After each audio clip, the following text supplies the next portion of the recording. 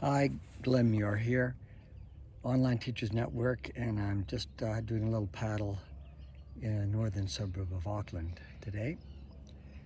And it's occurring to me, considering the social upheaval going around the world, increasing, and the social discontent makes me think about education as a teacher.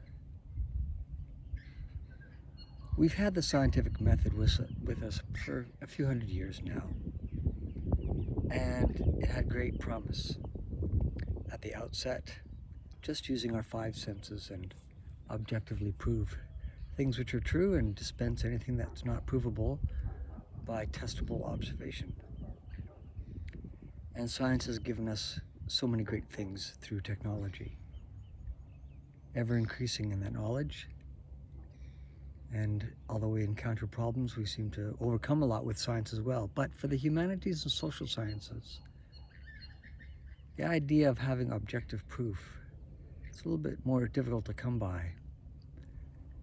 Indeed, the idea of objectivity itself, the root word means to oppose, and the whole system of trying to come up with theories that opposes the previous theory. And hopefully the struggle will come up with the dialectical improvement. I don't know if we're improving at all in our knowledge. And then those who say, well, these objective narratives that are created actually are only serving the dominant class group of people. And so now in a pluralistic society, we can have several narratives, many as you can come up with. Whatever is your narrative is truth. But that still leaves us not relating to each other. We're still separate. We're not community. The big Achilles heel of liberal thought is the individual reigns supreme, and therefore community is rarely thought of, an afterthought at best, and very much left without social cohesion.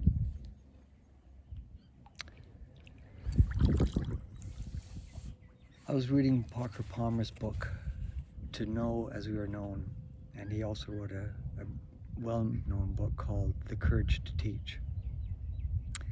And there he explains the root word of truth, troth, the Old English word covenant.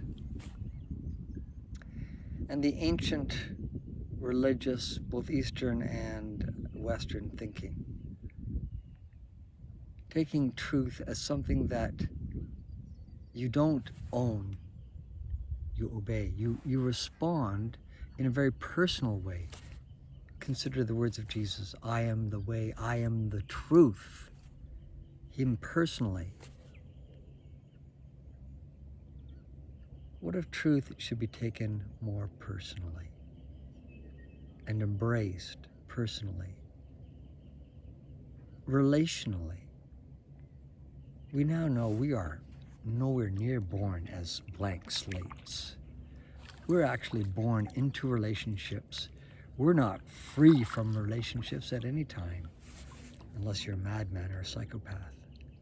We are bound together. And therefore, to exist in a healthy way, we must remain bound to each other. How can we do so? Taking Palmer's approach, let's consider truth something that we have a commitment to, that we're actually not free from. Why would you want to be free from truth? If we have an attitude in education where our goal is the pursuit of truth, and we all are subject to it, so the teacher is not the owner of the truth. The textbook writer doesn't own the truth. We are together in consensus. It's actually even the scientific method. There's no self-evident rule to say the scientific method should be obeyed. We obey by consensus. Why don't we take a look at other ways of knowing how we feel, how we understand what strikes us.